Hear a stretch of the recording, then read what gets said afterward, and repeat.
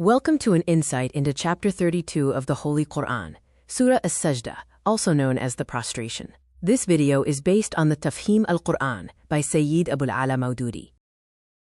The title, The Prostration, is derived from verse 15. It describes the true believer's reflex. Upon hearing the truth, they fall into sajda, or prostration. This is not merely a physical act, but the posture of a soul that recognizes its creator. Surah Sajda was revealed during the Middle Meccan period, known as the era of whispers and doubt. Opposition to the Prophet ﷺ was an active campaign of psychological warfare, using ridicule, rumors, and doubt to pressure him. The truth faced three main charges: fabrication, impossibility, and polytheism.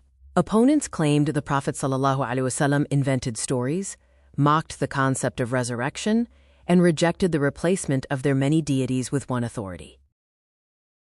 The opening verses of the surah declare that the Quran is tanzil, sent down from the Lord of the worlds. It is not entertainment.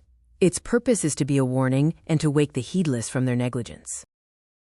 The surah invites the intellect to observe the administration of the heavens. The unified command from the highest heaven to the earth testifies to the singular will of one creator. The cosmos itself testifies to Tawheed, or monotheism. Allah asks skeptics to consider their own origin.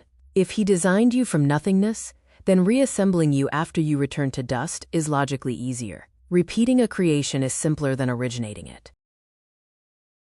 The surah addresses suffering, explaining that Allah sends smaller torments in this life, such as illness or loss, not to destroy us, but to wake us up. These are warnings designed to turn us back to Him before the great torment of final judgment. This is mercy hidden in hardship.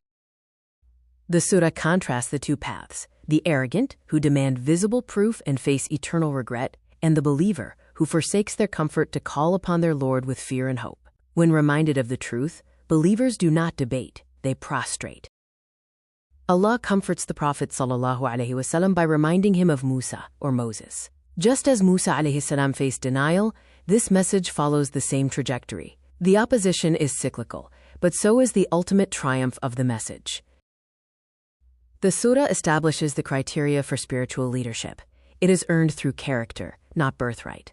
These traits are sabr, or steadfastness, which is the ability to endure hardship without wavering, and yaqeen, which is total conviction in the signs of Allah. The surah draws a powerful analogy between the rain and the revelation.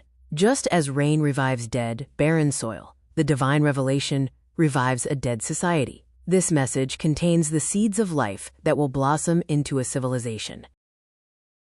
The disbelievers mocked the warnings, seeking a specific date for judgment, asking, "When is the victory, Fatah, if you are truthful?" They treated the threat as a schedule to be checked, missing the point entirely.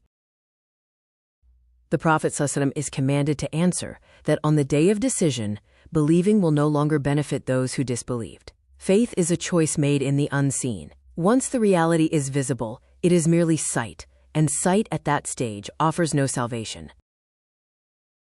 Surah Sajda concludes with a final directive of quiet confidence. There is no need for further argument. So turn away from them and wait. Indeed, they are waiting.